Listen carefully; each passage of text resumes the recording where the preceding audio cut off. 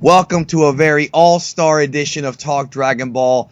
I am, of course, Big D here at Geekdom 101, joined by a huge panel of dignitaries, and I use that term very loosely today as we talk about what everybody's talking about, Dragon Ball Z Resurrection F. It is here at last, and most of you have already seen the movie, I'm sure, by now, and we're going to talk specifically about our experiences watching the English dub. Let me go ahead and introduce the panel. First of all, my regular Talk Dragon Ball co-host, Super Jayain. Hello, fellow Dragon Ball fans. Great to be here. That's right. And this is, for those who don't know, because I'm sure we're going to get some new listeners out of this, this is like a video kind of podcast type thing. So those of you on the go and with your Androids and your iTunes and you have a long commute, this will fill up some of that time. And also joining me, a guy who's been on pretty regularly, and he's back here to talk about his experiences watching the dub, Mr. Mike from Laughing Stock Media.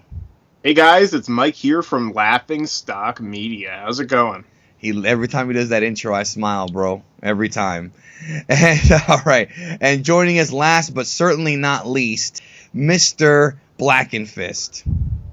Hello there, beautiful friends from around the world. I'm going to be your guest here today. And, just sharing my thoughts along with all these excellent people right here. That's right. Now, all of you guys, we all have our reviews for the film, obviously throughout the, on our respective channels, But today we're going to talk about the movie. And I know many of you guys are wondering, wait a minute, there's a Talk Dragon Ball. Where's the song at? All right, so you are going to be getting a song at the end of this video/recording. I have completed full version of the very first song that I ever sang on Talk Dragon Ball, Vow of J. That's coming up at the end of the broadcast here. I am going to sing the full 3-minute, 45-minute version. It's not the 5-minute version from the Memorial Clover Z video. It's actually the shorter one, the extended shorter one from the film. So you'll be getting that as a treat at the end of this broadcast.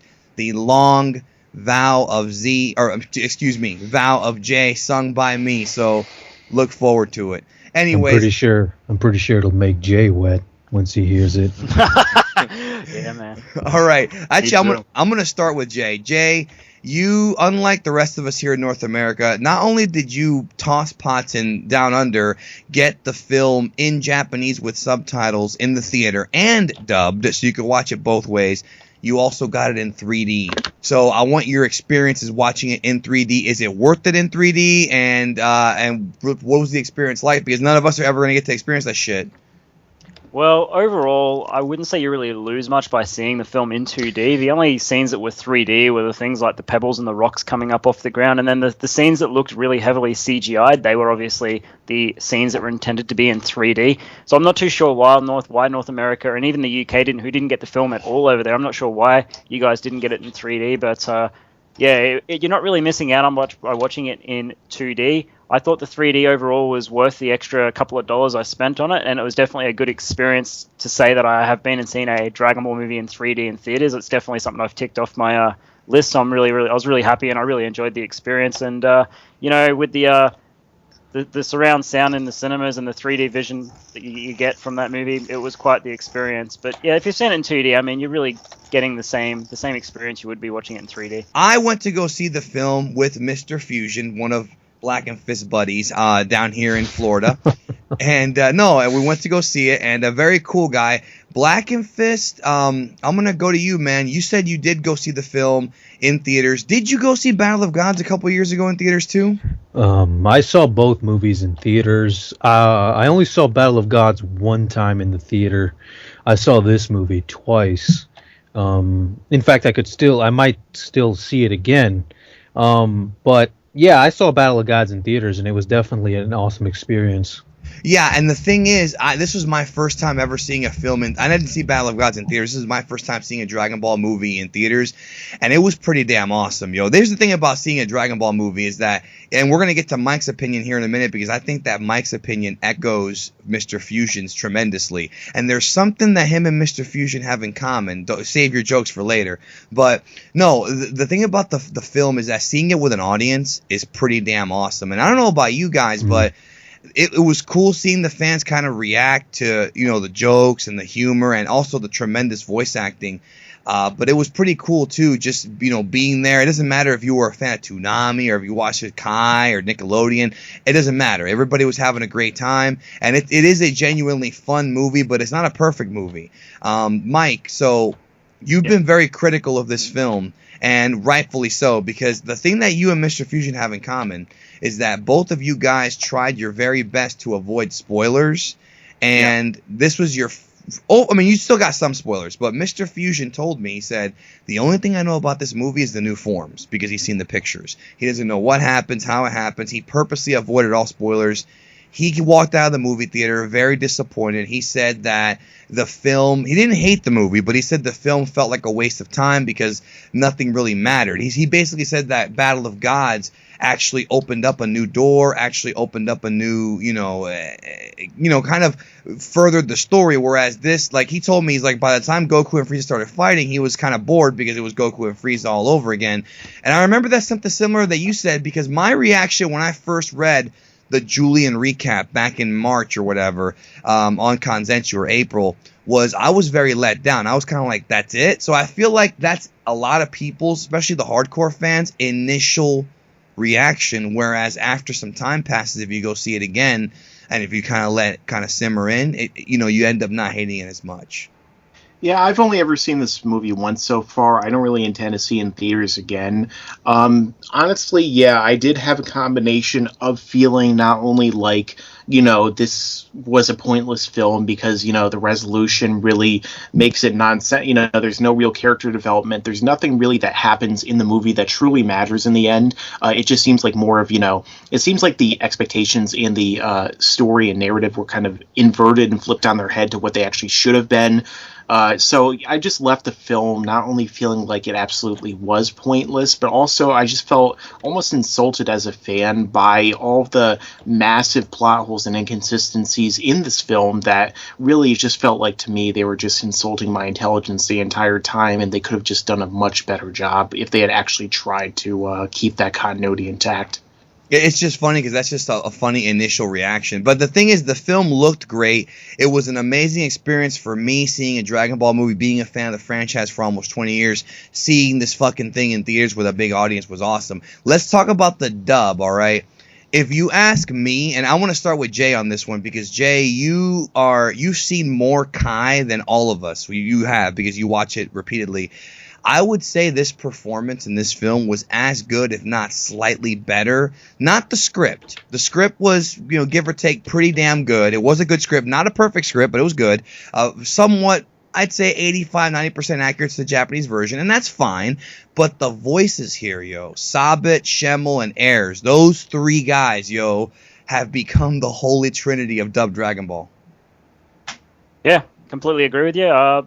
I really, really thought that they carried their performances over from Kai into Battle of Gods, and then again in Resurrection of F, they've reprised their roles very, very well. And the new additions to the last two movies are, Jason Douglas as Beerus, and I can't remember the name of Whis' voice actor, but those Ian Sinclair.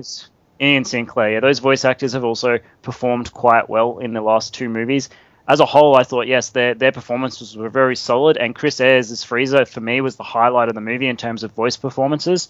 I felt he was incredible. This was like a performance that he should have got hired for Disney to do, bro. Honestly. Yeah, he was quite good, and his scream at the end of the movie was really his best moment, in my opinion. When he was screaming, when he knew he was being beaten by... No! Yeah, it was a fantastic part of the movie, but in terms of accuracy between the dubs and whatnot, they did a reasonably good job, and I have obviously seen it in Japanese and in English, and I can compare it quite well. And the lines, like you got it right. The lines are probably about 90% accurate when the English translated it over from the Japanese. There are a couple of unnecessary changes I felt they made in the English dub, like Goku's explanation of Super Saiyan God Super Saiyan. I felt was significantly better in the and more simplistic in the Japanese version. It was easier to understand. So all in all, it was a very, very good dub on both parts. It doesn't matter whether you went and saw it in Japanese or in English, you got a very good experience. But I really couldn't separate the two dubs. I thought the Japanese and the English, for the most part, were both equal in quality. Now, I'm going to go to Blackenfist here in a second. and everybody can jump in for this question. So I think the most pleasant thing about the film was Jocko, and the thing that's funny about Jocko is that I don't know about you guys, but he didn't get much of a reaction in the theater because most of the fans that watched it were casual. They didn't know about the manga. They don't read the manga. They just know Toonami or whatever. Some knew him though, but he became a really beloved character. Blackenfist, your thoughts on Todd Haberkorn's performance as Jocko? I absolutely love that character. I remember first seeing him and his voice performance in the English versions of the trailer, and I was actually pretty pumped to hear how he would sound. But I think he played an absolutely amazing Jocko. I mean, it's almost like a cross between like comedic. It's like a comedic relief alien. You know what I mean? He had like an alien like tone to his whole voice, which I absolutely loved. Well, because obviously he was, but I absolutely loved his performance. And honestly, Jocko was actually, believe it or not, was one of the things I was really waiting to see how they were going to handle in this movie, because it was the first time that Jocko was going to be really exposed, and not to mention it was also his first appearance in like anything other than a manga, so he's going to have a voice for the first time, he's going to move for the first time. So I was actually I was actually anticipating a lot. Technically, he did already have a voice, but it's very obscure. There was like a V manga of Jocko where it was actually, you know, those mangas that like you see the panel. Oh, yeah. But that was, nobody remembers that. But yeah, you're right. This is the first. Yeah, I actually remember hearing about that, but I forgot about it. And I'm quite sure that Todd Haberkorn did also perform the voice of Jocko in Dragon Ball Xenoverse as well. Well, yeah, but like Blackenfist said, this is the first time we're actually seeing him on the screen, you know, and he was fantastic. And it's weird because he sounds just like Natsui Hanai, like they sound, which is the Japanese voice of Jocko. They sound so much alike. It was like perfect, perfect voice acting. So. I just want to say, though, as much as I liked Jocko in this movie, I have to say that I guess if I had to really like one character that I absolutely loved in this movie, unfortunately, it wasn't Gohan. Although I'm not going to go into my Gohan thing, but I'm a Gohan fan, as everyone who knows me knows. Mm-hmm. But I think if I had to pick one character, it would have to be Master Roshi. Like the fact that he was in there with them all. And Yamcha wasn't, even though it doesn't kind of make sense. Doesn't make any sense. Doesn't make sense, but it's funny. It's funny, and it works in a way. And I just gotta say, man, Master Roshi has not seemed that badass since like the 21st Tenkaichi Budokai arc, man. I'm serious. Yeah, I agree with you. And so, making Master, I think that's something that's gonna be very understated, man. I think they made Master Roshi extremely badass in this film. I couldn't help but get a smile every time I saw him kicking the Frieza soldiers' asses and shooting Kamehamehas. That was freaking awesome. Dude, and then not just that, but I love the comedy aspect, how he goes down from being buff, and he's like, we can't beat him, right? Or something like that. And the Piccolo's like, no. And then he's like, good, I just didn't want to come off like a chicken. There were some great dub lines. I'm going to go to Jay here in a minute to ask him about some of the changes that he thought were better. Because here's the thing. Everybody knows this about me. I'm always going to prefer the Japanese cast. And the reason for that is no disrespect to Shemel Sabit Ayers. It's just one of those things where I always prefer to watch something in its original language. If Dragon Ball was Italian, I watch it in Italian with subtitles. It's just something that I always just do if I can. But that being said, this was a fantastic dub. Mike, I want to ask you something, bro. Yeah. What did you think about Shemel's Goku? Because I don't know about you, but I thought that Shemel's Goku was channeling Nozawa. He was very high-pitched and very wacky on the comedy parts, and then he was really deep and serious during the Frieza fight. I thought it was his best performance ever as that character. Well, yeah, I definitely think that he's excellent in this movie, although he's been channeling Nozawa since Kai. I mean, when you go back and watch the English dub of Kai, I mean, he's been doing the high-pitched voice more often, like Nozawa, and he even said, I believe himself, that he took inspiration from her for that performance. So it definitely seems like he spent more time actually following her performance and actually incorporating it into his own. And that combined with his own performance and his maturity as a voice actor over the years, I mean, he's essentially in his prime as a voice actor right now in many ways.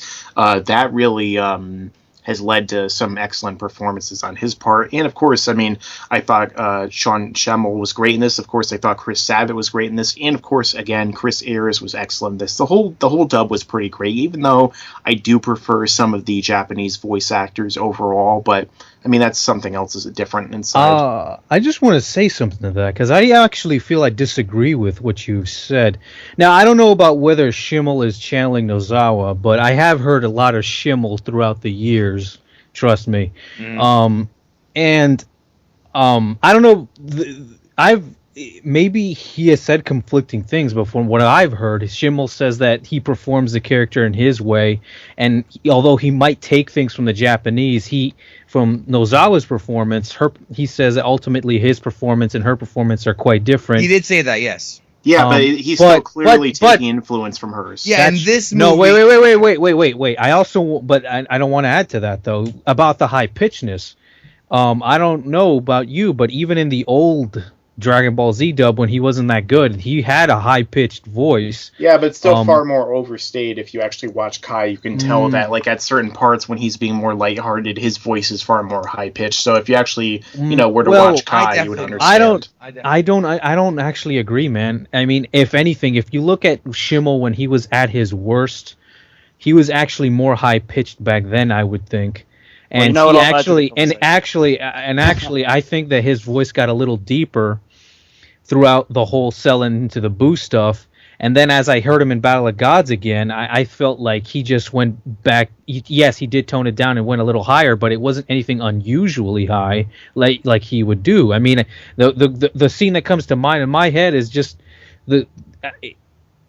just the screams that he would always do in high-pitched voice. I mean I don't know. I just feel I can understand what you mean, man. But you're really comparing Battle of Gods to Nozawa's performance and comparing an entire series in Dragon Ball Kai. You really have to watch all of Kai from start to finish to get that influence. That's just my opinion. And now look, I haven't seen Kai start to finish yet. I have not finished it yet. But that being said, for me, I'm just Blackenfist. I mean, you've heard more Schimmel than I have, but for me, I felt that here in this movie, he was almost too high pitched, which I thought was pleasant. But I really actually enjoyed the serious Schimmel Goku way more than ever. Like, here's the thing about Schimmel's Goku, in my opinion, sometimes especially in the original Z dub, he wasn't that believable. But here, I believed every single thing that he said. It was crazy. So, all right. Anyways, let's move on. Let's go to Jay. Let's talk about Sabat, okay? One thing I love about Vegeta in this movie, right? And it really stuck out to me more so in the dub than the Japanese version or in the Latino American version. Vegeta is the way that character was written for this movie, he doesn't say that much. Sabat did not really talk that much in this movie. I mean, he did mostly Piccolo more so than even Vegeta. Vegeta only has a few lines in this movie, but every single line that he said was so great and so perfect that I was so wanted to give Chris Sabat a hug after seeing this movie, because he, for not having a lot to work with, every line was a zinger, especially the one where Beerus is eating pizza and he goes, it's cheese, and everybody in the movie theater pops. So I don't know if that's how it was for you too. Yep. Yeah, no, a lot of his lines were very, very comedic when he was intervening with Frieza and Goku's fight up in the air, and he was having a jab at Goku, and everyone was laughing at that. And then when Goku turned around as a Super Saiyan, got Super Saiyan, and said, do you want to take your turn now, Vegeta? All his lines got laughs up until when his serious side came out towards the end of the movie. His role in the movie was very comedic for the first 3/4 of the movie, even though he didn't say a lot, and then he started to get serious towards the end of the movie when Goku was down. I can't. Go ahead. Yeah. I was just going to say, overall, I thought his performance was pretty spot on. And really, I can't really say I like one or the other better, but I really do put him on the same level as Ryo Horikawa, to be honest with you. I think they're both very, very good voice actors for Vegeta.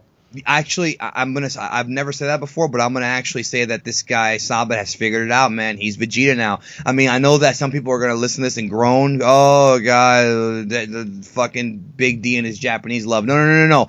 I like Chris Sabat a lot, but I think now in 2015, actually in Kai he really did figure it out. Kai is when he really kind of came out of his shell, but here I think it was like the best Vegeta. I wanted you real quick, Jay. I want you to compare the scene in the Japanese versus the scene in the dub where Vegeta transforms in front of Frieza and starts kicking his ass, because I think we both agreed that the dub version of this scene is actually slightly better. Well, I did speak to Mike today about this, and I do understand the Japanese translation of these lines better now. And the reason being is if you go back to Planet Namek when Vegeta was thinking about the legend of the Super Saiyan, and he's got that golden ape silhouette behind him, he actually refers to that as the legendary Super Saiyan. And I really think in this movie that's what they're referring to, because Vegeta in the Japanese dub transforms into a Super Saiyan, God Super Saiyan in front of Frieza, and he starts to go down towards Frieza, and he says, if I can remember correctly, his exact line is, and I'm just trying to think. You can edit this out, Danny. I know you can. No, I'll leave it. I'll leave it in. Yep. His line was, "That's right. I also have the ability to transform into the legendary Super Saiyan." It's basically something along those lines. Yeah. And he goes, "You ought to know this too well. I'm not as naive as that Kakarot fellow. Prepare yourself." So that's what he says in Japanese, and I felt that line was very, very good, and he's kind of going back and referring to the legend of the Super Saiyan back on Namek. Yes. You forget about all that Broly stuff, because I'm sorry, guys, Broly. No, come on, let's not even go down that road. We're not going to go there, but Jay. yeah, when Vegeta's referring to the legendary Super Saiyan, he was referring back to when he first mentioned it on Namek. I'm sure of that. And then in the English, I'll just finish up. And in the English dub, his performance is very strong there as well. And I felt this was a very good translation. They did make a script change, and I felt this was okay. Let's be real. I just want to say one thing. I hate script changes. I like this script change. I really do. I'm on the same boat as you. I was just about to say, I'm actually going through all of Zia's, again in Japanese, and I'm writing down all the ones that I feel are significant script changes. And this was one that was actually done really well, and it could fit this show or the movie in particular better. And Vegeta goes down after becoming a Super Saiyan, and he says to Frieza, "That's right, I've been a Super Saiyan for years now. That's right. And I'm also a god." And then Frieza's retort is actually very, very comical, and this got a laugh out of the audience. He goes, "All hail Vegeta." He goes, "Please, your threats are as empty as your title. All hail Vegeta, Prince of No One." That was amazing writing. That was a great line, and then Vegeta just beats the shit out of Frieza after that. So that scene, you could say, was better than the Japanese, and I completely respect that. But I also respect the source material and the fact that I do get the Japanese translation when Vegeta refers to the legendary Super Saiyan, and the fact that he is also able to transform into one.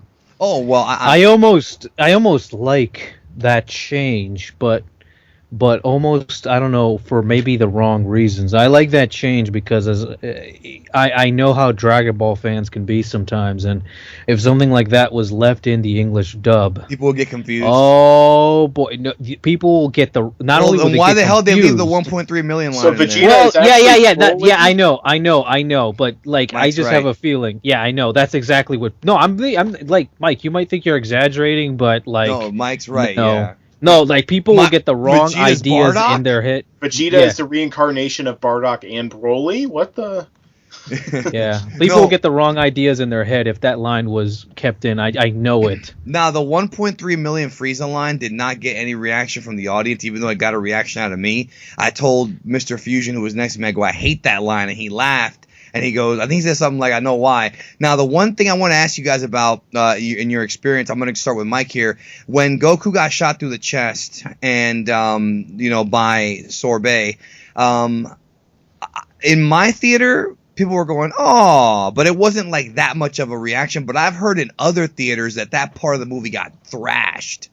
Yeah, in my own theater, people were just like thinking that it was stupid, and I was among them.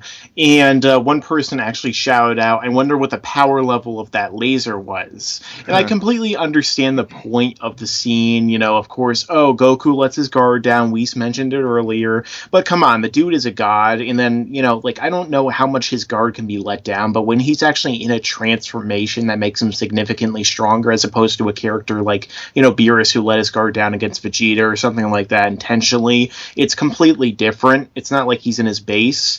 So, and then Frieza's like, "Oh, you were felled by a common laser." It's just stupid. It doesn't make any sense whatsoever. Yeah. And, of course, my audience was not a big fan of it, and neither was I, because I think that was just one of those either nerfing to make the characters seem weaker than they are for no reason examples, or just another one of those things where the movie really insulted my and the other fans' intelligence watching it. Yeah, I definitely did not like that scene. And honestly, it doesn't even make sense with Dragon Ball logic because, Goku has powered up to the point, so powerful to the point that you would imagine that something like that would just deflect off him or just That's right. not have zero impact. But it doesn't even make sense because as a kid, he was shot with a gun that he wasn't ready for, and it didn't hurt. Well, it hurt him, but it didn't like go through him or puncture him. So Now he's a god. The thing is, and the logic was that Goku is just such a strong kid that even if he doesn't see something That's coming right. like that, That's right. his body is durable enough that's not going to cause major damage. How many times did Lunch shoot him in the face in Dragon Ball? Exactly. So I would have to Goku's so powerful that laser is even more insignificant than when Kid Goku got shot by a bullet, I would have to assume. Yeah. And it just makes no sense. The only reason it happened was because the plot demanded it. It didn't even make sense by Dragon Ball standards.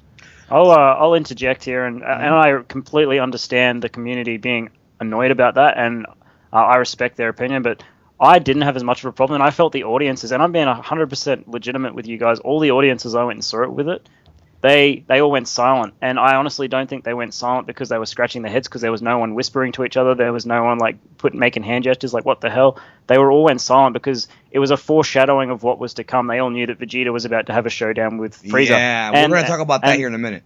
But I'm not getting onto that. The whole thing was the fact that yes, you're right, Mike. Weiss did explain it earlier in the movie, and it could still conflict with the fact that Goku is this superpowered being that it shouldn't hurt. But the Japanese actually did a very good translation here. And Weiss says to Goku, "You're that overconfident that it causes you to let your guard down and renders your body fragile." That is a very, very good dub.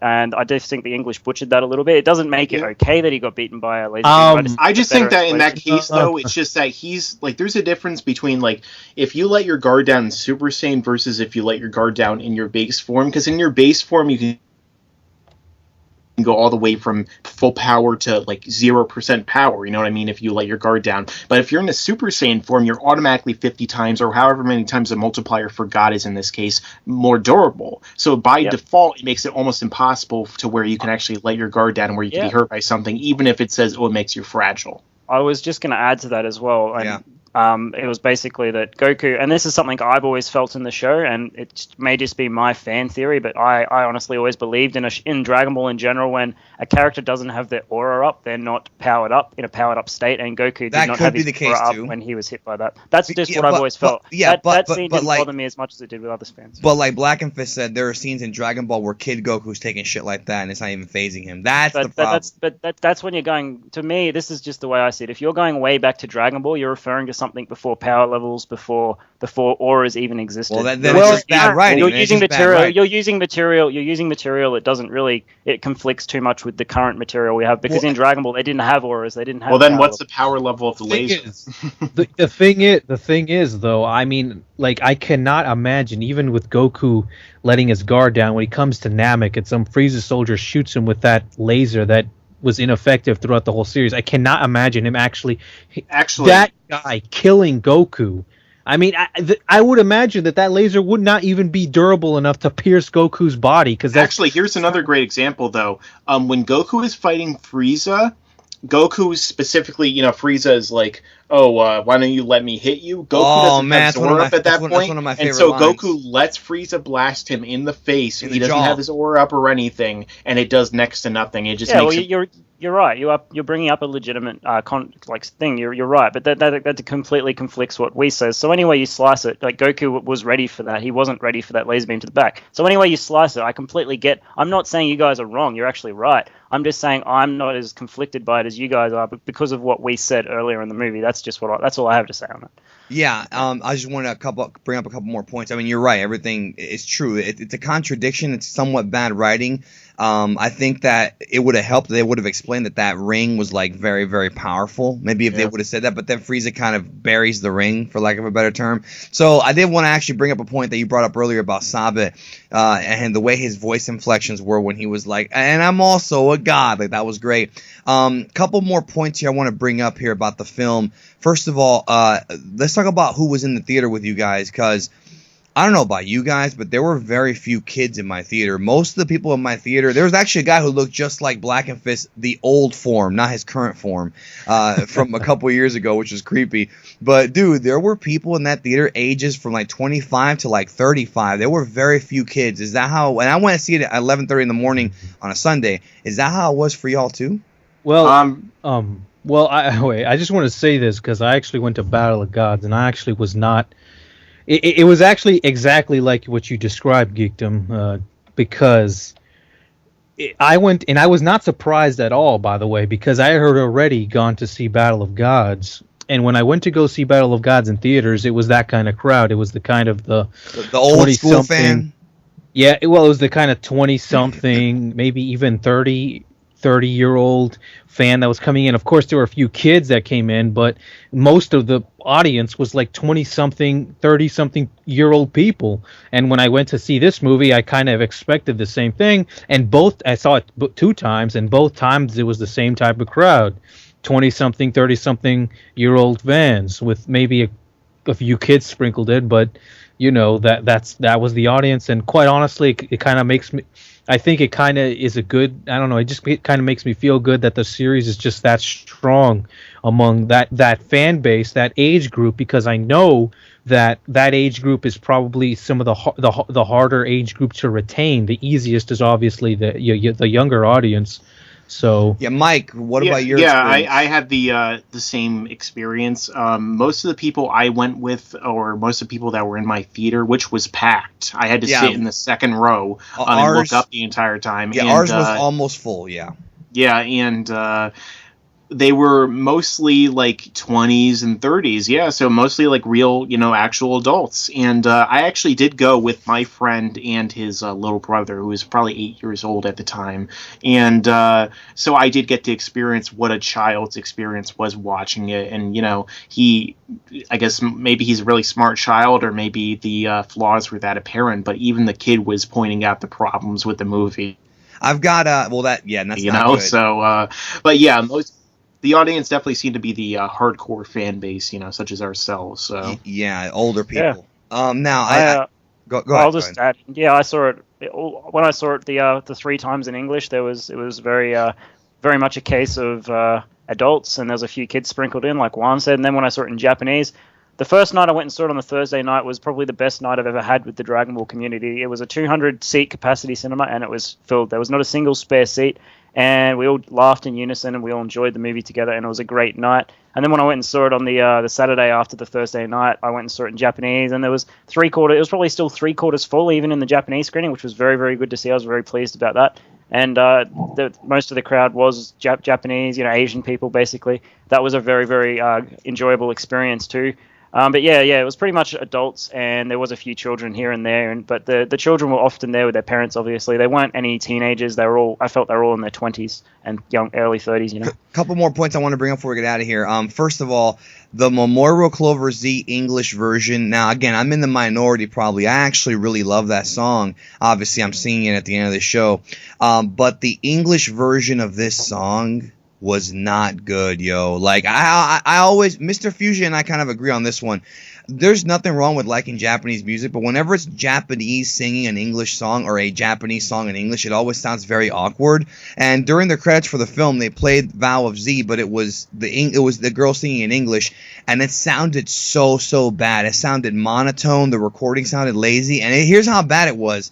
They actually subtitled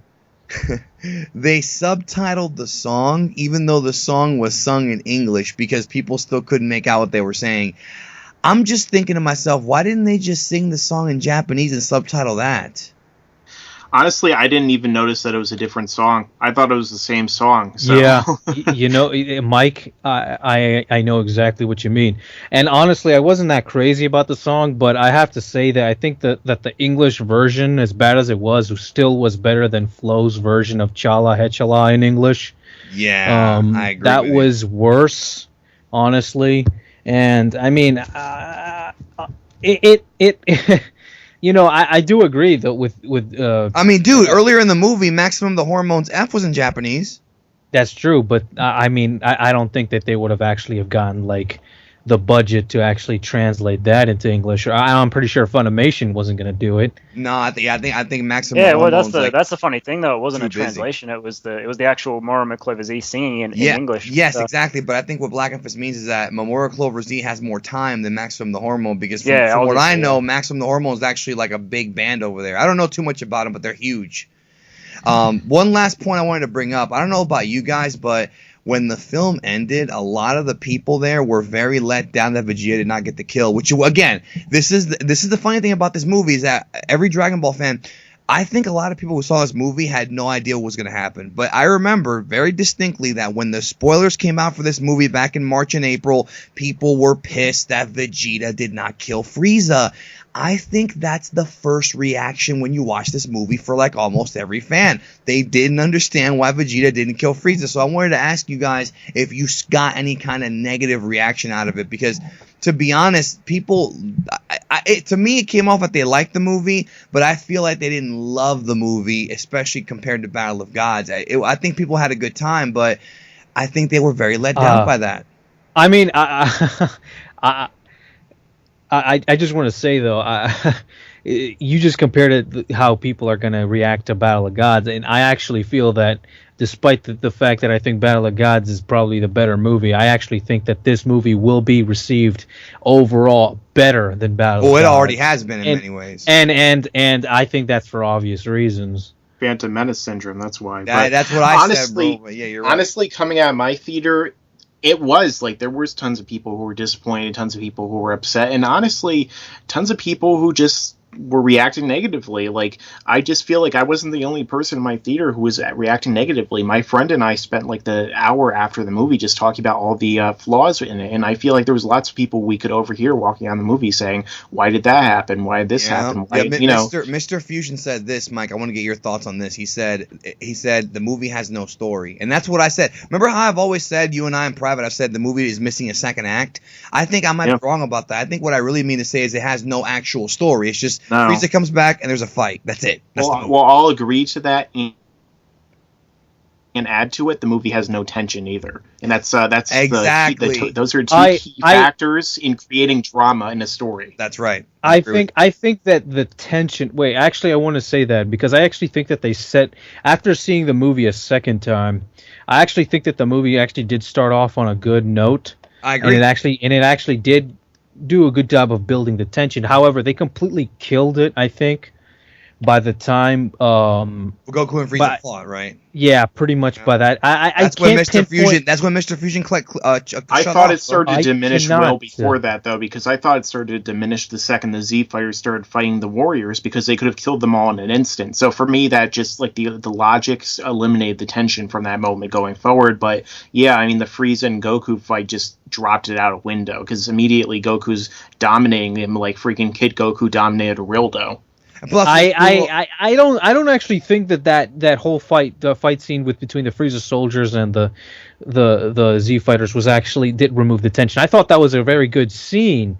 Maybe the logic wasn't there, but I actually, regardless, I thought that was a good scene, and I don't think that hurt the tension of the movie overall. I think it was really hurt when they kept diminishing Frieza and. Yes, and just to add to what you're saying, Blackenfist, the problem was that Frieza, let's say that Frieza could have gotten by Goku and Vegeta, right? Let's say he would have beat him.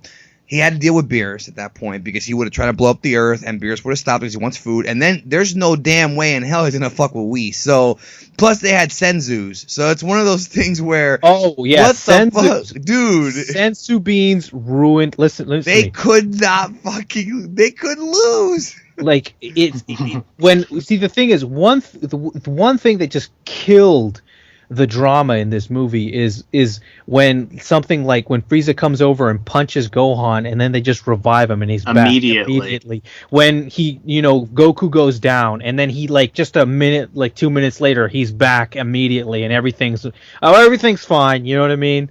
That was the climax of the movie too. Yeah, and everything is fine. Senzus were, I think, very inappropriately used in this movie. I think, because they killed it. I mean, like when you see Goku fall down, and yes, maybe he's not in the fight anymore, but when you see him fall down, and and then he gets right back up, like, oh, it's your turn, Vegeta. It's just like, what the? It's like, The second Jaco didn't take the sensu bean, I knew they were going to use it on Goku. It's just it just ruins the drama of the movie. You know what I mean? Even if Goku's not the one fighting anymore, it just ruins it. Like because it's like it was completely pointless for Goku to go down. It almost feels pointless. That's why I said it's inverted in this movie, because Frieza never stood a chance. It should have been the other way around. Like, Frieza's the villain who's the threatening figure. It's not like I compared it to the opposite of Gohan versus Cell when Gohan's injured at the end. Like, that was almost a losable situation where, like, that had the most tension of anything going on, and it's completely opposite of that. It's just like Frieza could not win. That was the most climactic moment, but I think Jay will say something. Yeah, I'll just echo your thoughts. I think I completely agree with you guys. I felt walking out, I definitely had some complaints from some members of the audience who I was talking to. From fellow Dragon Ball fans. Yeah, fellow Dragon Ball fans. All the people I went and saw it were generally happy. There was only I booked out 7 seats. There was one guy out of our group that wasn't too happy with the ending.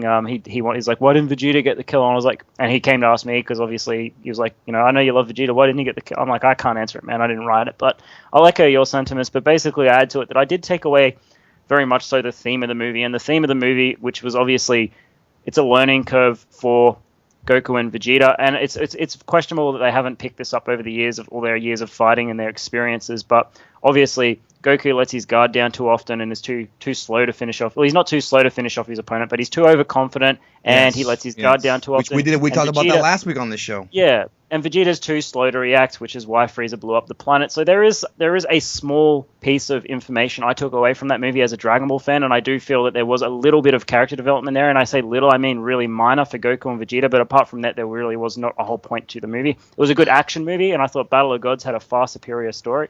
Yeah, now I will say this too, though. In the dub, I did enjoy that Sabit. I don't remember this being the Japanese version. If it is, then I apologize. Sabit says, "I'm never teaming up with you again." So he did reference the whole Vegito thing and the Kid Buu fight. I don't remember that being in the Japanese version at all. If they added that in, it's another good dub line change, because with these movies, it's almost like they forgot that Goku and Vegeta have teamed up before. So if they're going to say that, okay, we teamed up begrudgingly and we don't want to ever do it again, that's fine. But that tells me, again, when I was walking out of the theater, people were wondering if they're going to do another movie and then they're going to have to team up. But, of course, we have Super now to supplement that as opposed to another movie. Yeah, exactly. And I'm really looking forward to Super. But, yeah, like I was saying, I felt Battle of Gods had the overall better story. But this movie, to me, this is my opinion, had better comedy and better action sequences. But that was my opinion. I just want... This movie was kind of like the old Dragon Ball Z movies of the past. Yes, it was.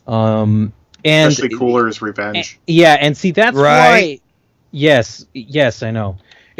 But see, that's why. I mean, I try not to hold all the continuity errors against the movie as a movie, because I think the movie, because we never held the continuity errors of the previous movies against them. We just saw them as because those were never explicitly stated to be continuations of the manga. True. Well, that's true. Yes. That's true. But I mean, at this point, I feel that I have gotten used to. Okay, well, Dragon Ball. I mean, let's just face it. Sometimes there's going to be continuity errors, and there were some things, little things in Battle of Gods that were like that too. But obviously, this was a lot more. And they were a lot more in your face, and I didn't like that at all. But I strongly disagree with judging this movie in terms of how it fits to the rest of the series. I think that the movie has plenty of flaws as a movie itself, but it's not a perfect movie. That's certainly the case. But the thing is, it felt honestly that it could have been a lot better. Now, regardless of our critical thoughts on the film, the dub, we can all agree that that's going to be kind of the big question. Can we all agree that this is the best, or at least one of the best dubs that Funimation's ever done? Can we agree to that one? What do you think, Jay? Well, Sorry, you go. Well, it's only logical that because, I mean, these guys have just been getting better and better over the years, and this is the newest thing they put out, so... Yeah, and kudos to them. Last thing here, so after the movie ended, I went to the mall to Hot Topic to buy a Dragon Ball shirt, and I haven't been to Hot Topic in about 20 years. No, it hasn't been that long. I haven't been to Hot Topic in like 15 years, since high school, I think. It's been a while. There's my age. But no, I haven't been to Hot Topic in a while, and completely sold out. And that's all anybody was talking about in that mall. That's all anybody was talking about was Dragon Ball.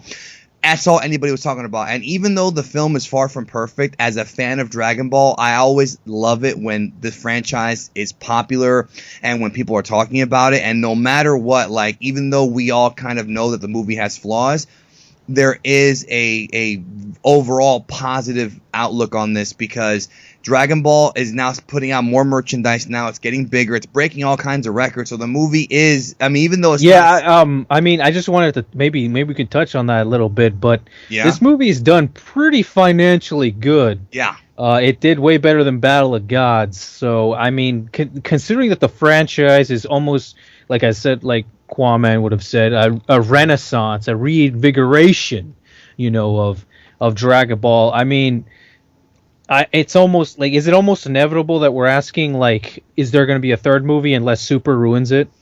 I just can't see them not doing a third movie at some point, even if it's a Super movie. But that's the thing. That's the thing, though. If Super bombs, hopefully hopefully the series survives Super. I think we're looking too far into the future. We're being yes, the art style in Episode 5 was not fantastic, but we're being too critical too early. And I will say that moving forward, I'm trying to look at the positives. There's never been a better time, realistically, to be a Dragon Ball fan. And the fact that this great anime and this great manga, Dragon Ball as a whole, is now 31 years old, and I think that's absolutely phenomenal. And there has never been an anime that is internationally successful and impactful as Dragon Ball, and that speaks volumes of this great community. And the fact that this show and these movies, that they like Danny said, they have their flaws, but the fact that they're still making this stuff 31 years later is a real testament to the series. Yes, it is. And like I said, I went to Hot Topic and no shirts. They were gone. They were all gone. So that tells me people are buying the merch. They're seeing the movie. I can't really say I have no negative thoughts about that. Even though it's, it's okay. 15 years ago, I would have been pissed because I would have been like, you should watch it in Japanese. But now as a more grown guy and with the quality of this dub, I'm happy with it. I really am. And I hope the movie keeps making money. I really do. Well, the movie apparently is tearing up. What is it? Now it's like in the top 10 anime movies in the theaters of or all something. Time. Yeah, it's not. I don't think it's gonna crack Pokemon because Pokemon has a full release. No, it's not. No, see, the thing is, I actually feel that it could actually crack in at the top 5. It actually did have a full release, and honestly, I don't know if maybe this is a subject for a different video, but I honestly think that if they might have missed an opportunity here with this movie to honestly make a lot more money by having this movie at least as a wider release, honestly, for a longer time. And I don't understand why not. They underestimated the fan base once again. Because I mean, I really like. Well, this time their eyes have to be open. I really do feel that they missed an opportunity here because all the reports, all our individual anecdotes is that the theater was sold out. It was completely full, and that's what it was. It was like that in Battle of Gods. It was like that the 2 times I came into the theater, and that's the way it just seems. And I just feel like you could get even more people if you just released it for longer and in a wider release. And I will say this though. I will say this: when Battle of Gods came out, they did in some select markets they did put it back in theaters even after the 4 days. So it's possible they might do that and get a little bit more money out of it. They could always do that thing with Avatar where it's like your last chance to see it on the big screen. Dragon Ball Z, Resurrection F. You know what I mean? They could do that. And that would be a smart move. I mean, the thing is, though, that, wasn't there a much larger gap in between when Avatar was re-aired in theaters versus when it came out on Blu-ray? This is coming out on Blu-ray in October. Yeah, you're right. But, most of the general public does not know it's out in October. You and I and all of us know because, we go on the internet, we read Kanzenshu. I can't wait to go see it in Japan. I can't wait to see it in Japanese again when the Blu-ray comes out because I want to see the Japanese dub a second time. So, I'm still going to watch the movie again when it comes out on Blu-ray. So. Yeah, I'm going to watch it again. Of course. Yeah. All right, final thoughts on the English dub of Revival of F, Mike? I thought it was great. Excellent performances, probably the best of the series in terms of English and of the actual voice actors' careers for the most part. And I would definitely say that if you're a Dragon Ball fan you're interested in seeing a Dragon Ball film in theaters, then this is for you. Jay? Probably the best Dragon Ball movie in terms of action that I've seen. In terms of action, I say, not in terms of story, but I definitely give it a solid score. I'd give it like a 7.5 out of 10. I can kind of look past the plot holes, as bad as they are. And I urge anyone who still hasn't seen it, there's a couple of days left, it's still out, go see it, because, well, at the time of this video is recorded, it's still going to be out for a couple of days. If you miss out on it in cinemas, pick it up on Blu-ray and support the product, because it's a great movie. And the Japanese and English dubs were equally great. I love them both. Blackenfist. This movie, honestly, it was actually very weird, because as much as I actually left the first time I saw the movie,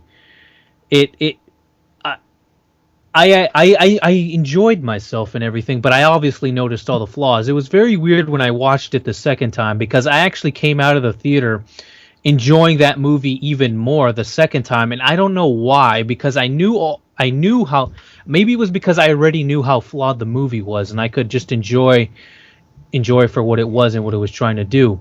But I definitely feel that this is probably one of the probably the more entertaining film out of Battle of Gods, and maybe that's all it needed to be.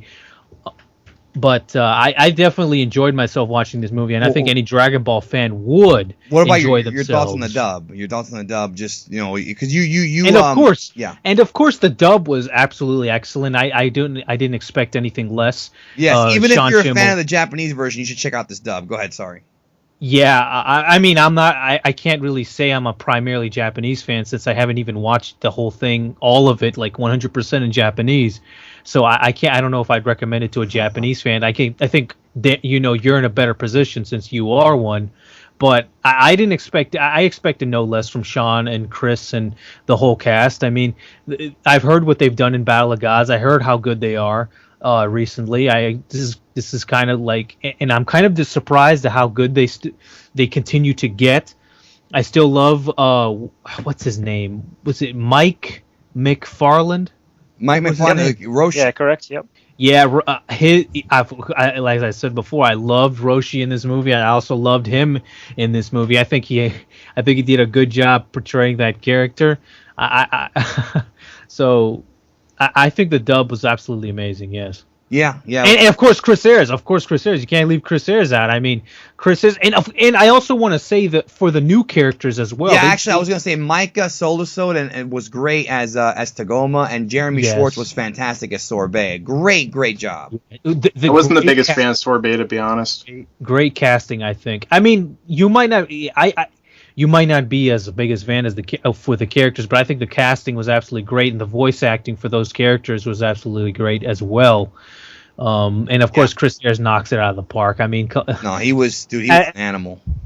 I mean, like, and I just want to emphasize sweet dish revenge or whatever the fuck he said, bro. Since I actually never saw fully. Now, I just want to say I never saw fully Dragon Ball Kai. Obviously, I've heard Chris Ayres before in clips. Now you might give it a chance, actually, eh? You should, because he look. I'm gonna say one thing, okay? I've watched it in English, Spanish, and Japanese, and Chris Ayres is second only to Ryusuke Nakao. He's even better than the Spanish dub guy. He understands the Frieza character better than anybody not named Ryusuke Nakao, point blank, in my opinion. Go ahead. Well, and maybe even Akira Toriyama as well. Well, he wrote the fucking thing, so I don't know about that, but I see what you're saying. No. I mean, he might not understand it as well as him. Yeah. Oh, okay. Yeah. I meant voice actor wise. Yeah. But yeah. I mean, like as I said before, I mean, I never really heard Chris Ayres and Kai, and I know Jay really wants me to watch Kai and all that. And honestly, I don't know. And Japanese, man, and the Everyone Japanese wants dub you to too. watch it. And Japanese dub too, man. No hard. Yeah, I'd rather listen to the original Z, the original Dragon Ball anime and Z all in Japanese before I watch. Yeah, well, do that, man. Do that first. You gotta Kai in English. As much as Chris Ayres is awesome, but no Nadal. Hey man, I'm actually I'm watching, like I said earlier in the video, I'm watching Z again right now in Japanese and taking notes of the dub comparisons, and I'm having a blast. It's so much fun. I'm actually addicted to watching it because of that, because of like picking out all the changes. I love it. So, Danny, what are your thoughts on all this? Okay, yeah, my thoughts. No, I was gonna say the movie itself is, to me, is a 6 out of 10. But I've already done my review, and that's the other thing, folks. Check out everybody's channels here. I'm gonna put the link in the description below, so you can go check out their reviews for the film individually. As far as the dub goes, just the dub performances gets an 8 out of 10 for me. Actually, I would say 8 out of 10. It really is the best performance that I've ever heard any of these guys do. So that's my thoughts. The movie is 6 out of 10, but if you're talking about just the dub, it's an 8 out of 10 because they did a great job. Absolutely. All right. So I'm going into the studio now to record Vow of Jay. So thanks everybody for listening, and enjoy the song. Trying to find a chick for tonight. Gotta be blonde with blue eyes. She's gonna let him nut inside her. And hell, she might be on the pill, cause if not, he'll change his name.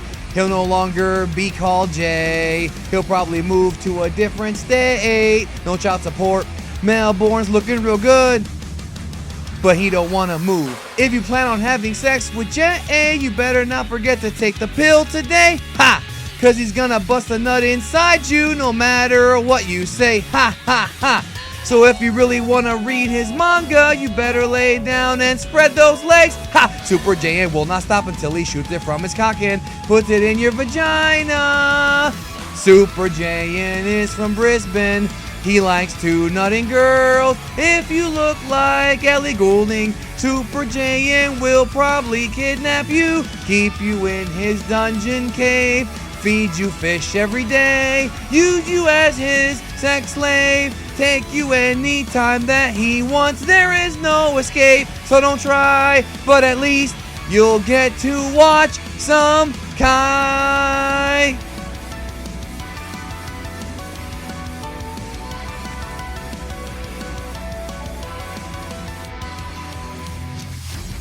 But the song doesn't end there. You may be sick of it, but I don't care. Cause my friends all call me Big D, and my job is to serenade Jay, making songs based on real life with a little bit of extra lies. But as long as they're entertaining, you'll keep hearing them from me. Go and sub below. If you look at Jay's big collection, it's gonna make you wanna go and rob his ass. And he has a bunch of toys and posters, a hell of a lot of crap. Ha ha ha. Got a bunch of DVDs and Blu-rays, and look how he's got his manga stacked. Ha! Super Jayain owns a bunch of stuff, and yes, I know you want it, but it won't go on eBay. Super Jayain is from Brisbane. He owns a lot of stuff, and if you try to rob him, then he'll likely beat you down with a bat. Stealing from Jay is very wrong. He worked hard for his crap, so if you want all of that, then you'd better save up cash.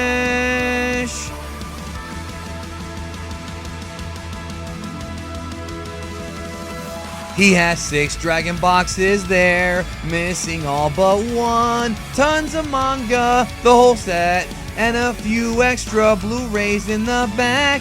But even if you're a blonde with blue eyes and a rack, he won't trade any for you, cause he loves Dragon Ball so much. Even if you beg on your knees, you ain't getting DVDs.